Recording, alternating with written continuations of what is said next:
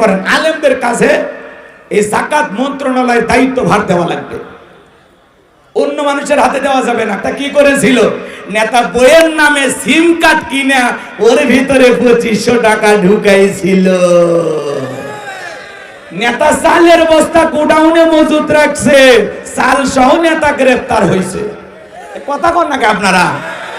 নেতা মেয়ের নামে সিম কার্ড খুলে তার ভিতরে টাকা ঢুকাইছে। যেই নেতা সামান্য 2500 টাকা লোভ সামলাইতে পারে না, যাকাতের এই বিপুল পরিমাণের অর্থ ওই নেতাকে দিলে সব টাকা বিদেশ পাচার করবে। কথা বলে ঠিক কিনা? আর যাকাত একটা গুরুত্বপূর্ণ বিষয়। যাকাতের 8টি খাত আছে। কোন কোন ব্যক্তি যাকাত খাওয়ার উপযুক্ত এটা সাধারণ মানুষ বুঝবে না, এটা বুঝবে একজন আলেম। কথা কয় না, কথা কয় না। এজন্য আলেমদের কাছে যাকাত মন্ত্রণালয়ের দায়িত্ব ভাগ দেওয়া লাগবে। আলেমেরা কি করবে? সমস্ত ধনীদের তালিকা করবে। ধনী যাকাত দেয় না, যাকাত আদায় করা লাগে। উনি ধনী মানুষ, মানে যাকাত আছে 1 কোটি টাকা, কোনো মতে 5-10 লাখ টাকা যাকাত দিয়ে নিজের 90 লাখ টাকা যাকাত নিজে মেরে খায়। উনি ধনী মানুষ, যাকাত আছে 10 লাখ টাকা, 5-6 লাখ টাকা দিয়ে বাকি 5 লাখ মেরে খায়। আছে না? মানে কি এদেশের অধিকাংশ ধনীরা হিসাব করে যাকাত দেয় না। কথা কোন ঠিক কিনা? যদি ধনীরাও হিসাব করে যাকাত দিত, বাংলাদেশে এত গরিব থাকতো? তার মানে কি ধনী যাকাত দেয় না, আদায় করা লাগে। আল্লাহ নবী মুসা আলাইহিস সালামের নাম আপনারা শুনেছেন। 2 মিনিট কষ্ট হচ্ছে আপনাদের। তো আল্লাহ নবী মুসা আলাইহিস সালাম কারুনকে যা বলে, কারুন তোমারে যাকাত দিতে হবে। কারুন ডেকে বলেন আমি যাকাত দিতে পারবো না। আল্লাহর পয়গাম্বর মুসা নবী ডেকে বলে যাকাত না দিলে যাকাত আদায় করা হবে। তার মানে ধনী দিতে চাইবে না, যাকাত কি করা লাগে? আদায় করা লাগে। ধনীর কাছে যা বলেন, আপনার কোন কোন ব্যাংকে কত টাকা আছে বলেন, কোথায় কি কি আছে খবর না বলে, আপনার যাকাত আছে 1,75,75,000 টাকা দেন মিয়া। কথা কন, রাগ করছেন নাকি? তো কারণ ডেকে বলতেছে আমি যাকাত দিব না। মুসা আলাইহিস সালাম তখন ডেকে বলে যাকাত না দিলে যাকাত আদায় করা হবে। মুসা নবী রাগ কম না বেশি? যে নবী রেগে গেলে মাথার টুপি ভেদ করে চুল খাড়া হয়। আল্লাহু আকবার বলে। মুসা নবীর চোখে মুখে তাকাইয়া কারণ ডেকে বলে মুসা রে, রাগ করার কোনো কারণ নাই, যাকাত দিতে হবে কত? পয়গাম্বর ডেকে বলে 2.5% যাকাত দিতে হবে। কারণ ডেকে বলে ঠিক আছে, আমাকে একটু সময় দেন, হিসাব নিকাশ করে পরে জানাবো। এইবার আল্লাহর পয়গম্বর চলে গেলেন। এইবার কারণ হিসাব নিকাশ শুরু করে দিল। এই কারণকে আল্লাহ তো সম্পদ দিয়েছিল, 70টা উট লাগতো চাবি বহন করতে। চাবি যদি এত হয় তালা কত, আর তালা যদি এত হয় সিন্ধুকে মাল কত, ছোট মাথায় ধরবে না। এইবার কারণ হিসাব নিকাশ করে যাকাত এত পরিমাণে যাকাতের টাকা আছে, কয়েক হাজার কর্মচারী দিয়া দিন রাত যাকাত দিল, টাকা ফুরাবে না। এমনি তো কৃপণ, পায়ে স্যান্ডেল দেয় না ক্ষয় যাবে বলে, গায়ে জামা পরে না ছিঁড়ে যাবে বলে, সেই কৃপণ কি এত টাকা যাকাত দিতে পারে না? সে কি করলো তখন জানেন? এলাকা একটা 2 নাম্বার মহিলা ছিল, নাম হলো সবদা। এই সবদা নামের পতিতার কাছে যা বলে, সবদা রে, তোমাকে আমার একটা কাজ করে দিতে হবে, বিনিময়ে 2 বস্তা তোমাকে টাকা দেব, 2 বস্তা টাকা দেব। অ্যাডভান্স হিসেবে 1 বস্তা টাকা আজকে দিয়ে দিলাম, আর আগামীকালকে সাক্ষী দেওয়ার পরে আর 1 বস্তা টাকা দেব। বিনিময়ে মুসা আলাইহিস সালাম যেই মজলিসে দাঁড়ায়া মানুষদেরকে দাওয়াত দেবে, কোরআনের কথা বলবে, ওই ভরা মজলিসে দাঁড়ায়া একবার শুধু বলবি মুসা নবী দিনের বেলা ওয়াজ করে আর রাতের বেলা আমি সবদার সাথে রাত কাটাই, বাস এতটুকু কথা বললে যথেষ্ট, বাকি যা করার আমি করব। সবদা যেহেতু 2 নাম্বার মহিলা, পতিতা মহিলা, রাজি হয়ে গেল। পরের দিন সকালবেলা আল্লাহর পয়গম্বর মুসা আলাইহিস সালাম হাজার হাজার জনতার সামনে ওয়াজ করতেছে, বয়ান করতেছে।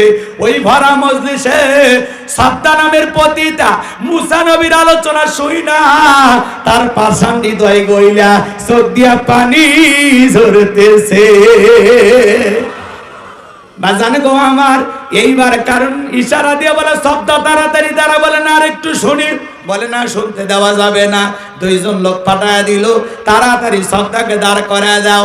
এইবার 2 জন লোক এসে বলে নেতা গতকাল রাত্রিতে 1 বস্তা টাকা দিয়েছে, আর 1 বস্তা টাকা রেডি আছে, সাক্ষীটা দিয়া টাকার বস্তা দিয়ে বাড়িতে যা। সপ্তাহ বলে আর একটু শুনি, বলে না শুনতে দেওয়া যাবে না। দুইজন দুই হাত ধরে সপ্তাহকে জোর করে দাঁড় করে দিলেন। যখন কারণ লাভ মেরে দাঁড়ায় বলে মুসা রে ওয়াজ বন্ধ কর, তাকায় দেখ 2 নাম্বার মহিলা দাঁড়াইছে। মহিলাটা 2 নাম্বার না 1 নাম্বার? মুসা নবী কি জানে? রতনে রতন সেনে। কথা কোন না আপনারা? আজও যখন দেখবেন আলেম ওলামা হক কথা বলে, কোরআনের সঠিক কথা বলে, সুদের কথা বলে, ঘুষের কথা বলে, এক শ্রেণীর মানুষ ডাইরেক্ট বলে হুজুর আপনার ওয়াজ বন্ধ করেন, আপনার ওয়াজ লাইন ছাড়া। হুজুরের ওয়াজ লাইন ছাড়া না, তোমার জীবন লাইন ছাড়া, আর তুমি একটা তার সেরা। আজকেও যারা আলেমদের কথায় বাধা দেবে, ওরাও সমাজের ডিজিটাল কারণ। কথা কন না আপনারা? হক কথা বলতে বাধা দেবেন না। আজকে মসজিদের মেম্বারে দ্বারা সুদের ওয়াজ করা যায় না। সভাপতি আমি তো ওই ব্যবসায়ী জড়িত, আপনি কি ভুলে গেছেন? মসজিদের সভাপতি সুদখোর, আছে না নাই? আছে না নাই? ঘুষের ওয়াজ করা যায় না, ঘুষখোর হলে সেক্রেটারি হয়ে বসে আছে। আপনাদের সাতক্ষীরা এরকম নাই। কষ্ট হচ্ছে আপনাদের, মনে হয় না? যাই হোক বাজান, কথা অনেক বলার ইচ্ছা ছিল, সময় না পাইলে কোন দিকে যাবেন? ও মানে খালি কোনো মতে চুলকে নিয়ে উঠলো, মলম খুঁজেই পাইলেন না। রাগ করতেছেন আপনারা? বিরক্ত হইন না বাজান গমার, শোনেন। এইবার শব্দকে লক্ষ্য করে কারণ বলতেছে, শব্দ তোমার যা বলার তুমি বলো, আমি তোমার সাথে আছি। শব্দটাকে বলে কারণ তুমি বসো, আমি যেহেতু দাঁড়িয়েছি বলার জন্য আমি বলবো। এবার শব্দ বলতেছে, জনগণ শোনো দিয়া মন, আমি জীবনে কোনোদিন মুসা নবীকে দেখি নাই। আজকে মুসা নবীর আলোচনা শোনার পর আমার পাষাণ হৃদয় গইলা গেছে। আমি সিদ্ধান্ত নিয়েছি আর খারাপ কাজ করব না, অশ্লীল কাজ করব না। আমি তওবা করে ঈমান গ্রহণ করব। সুবহানাল্লাহ বলে। আলেমদের ওয়াজের মাধ্যমে মানুষ পরিবর্তন হয়, বেনামাজি নামাজি হয়ে যায়, সুদখোর ঘুষখোর ভালো হয়ে যায়, বেপরদায় চলা মা বোনেরা পর্দা করে, দাড়ি কাটা যুবকটা দাড়ি রাখে। কথা বলেন ঠিক কিনা? আলেমদের ওয়াজের মাধ্যমে হাজারো মানুষ পরিবর্তন হয়। সমাজে এরকম আছে না নাই? জোরে বলেন, আছে না নাই? বাংলাদেশে যদি মসজিদের বক্তব্য আর তাফসীর মাহফিলের কথা না থাকতো, বাংলাদেশের মহিলারাও লন্ডন আমেরিকার মতো হাফ প্যান্ট পরে ঘুরতো। যতটুকু ভদ্র আছে শুধুমাত্র ওয়াজ মাহফিলের কারণে। আপনি টের পাচ্ছেন না তো?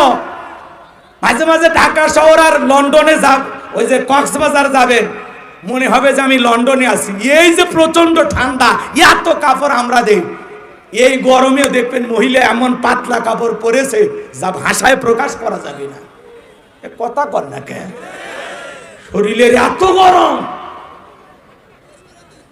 রাগ কইরেন না, রাগ কইরেন না। মা বোনদের উদ্দেশ্যে বলে যাচ্ছি, মা পর্দায় থাকেন, নিরাপদ থাকবেন। পর্দা আল্লাহ দেয়া ফরজ বিধান। কথা বলে ঠিক কিনা? আল্লাহ আমার মা বোনদেরকে হেফাজত করুন। জোরে বলুন আমিন। আজকের ঘটনা আপনারা শোনেননি? এই দৌলতদিয়া ঘাটের একটা ঘটনা, পাবনার একটা ছেলে এক পতিতার সাথে গভীর সম্পর্ক, টাকা পয়সা না কি যেন হয়েছে আল্লাহ ভালো জানে। পরে ওই ছেলেটারে ওড়না দিয়ে ফাঁস দিয়ে মারিয়ে একটা সুটকেসের ভিতরে নিয়ে যায় বাস স্ট্যান্ডে ফেলে আসে। কথা কোন ঠিক কিনা? পরে ওই লাশ খুঁজে পুলিশের হতাশ, এটা কার লাশ, কার লাশ, কি লাশ? পরে খবর পাওয়া গেল একটা ছেলে ইট ভাটায় কাজ করে, শ্রমিক, তার সাথে এই দৌলতদিয়া পতিতার সম্পর্ক, কি যেন টাকা পয়সা গভীর একটা লেনদেন। এই জন্য ওই ছেলেটাকে মেয়েটা ফাঁস দিয়ে মারছে। মেয়েরাও এখন মানুষ খুন করা শিখছে। কথা কোন ঠিক কিনা? যুবক সাবধান, আল্লাহ হেফাজত করুন। জোরে বলুন আমিন। যাই হোক বাজান গো আমার, শোনেন যে কথা বলতে যাচ্ছিলাম। এইবার শব্দা দাঁড়িয়ে বলতেছে, এ কারণ কেন লাফালাফি করতেছে আপনারা জানেন? গোপন তথ্য ফাঁস করে দিতেছে গতকাল রাত্রির কথা, ভালো করে বোঝেন। এবার ডেকে বলে, এই কারণ গতকাল রাত্রিতে আমার বাড়িতে গিয়েছিল, 2 বস্তা টাকা দিবে বলে ওয়াদা করেছে, বিনিময়ে সাক্ষী দিতে হবে। মুসা নবী দিনের বেলা ওয়াজ করে আর রাতের বেলা আমি শব্দার সাথে রাত কাটাই। কিন্তু আপনাদেরকে সাক্ষী রেখে বলতেছি, মুসা নবীর চরিত্র ফুলের চাইতেও পবিত্র। ওই কারণ হলো আমি শব্দার নিয়মিত ভক্ত। জোরে কন্যা উজুবিল্লাহ। মন খারাপ করছে? তাহলে মুসা নবীর চরিত্র ফুলের চাইতে পবিত্র। আল্লাহু আকবার বলেন। তাহলে গোপন তত্ত্ব ফাঁস করে দিলেন কে? ওয়া মাকারু ওয়া মাকারাল্লাহ ওয়াল্লাহু খায়রুল মাকিরিন।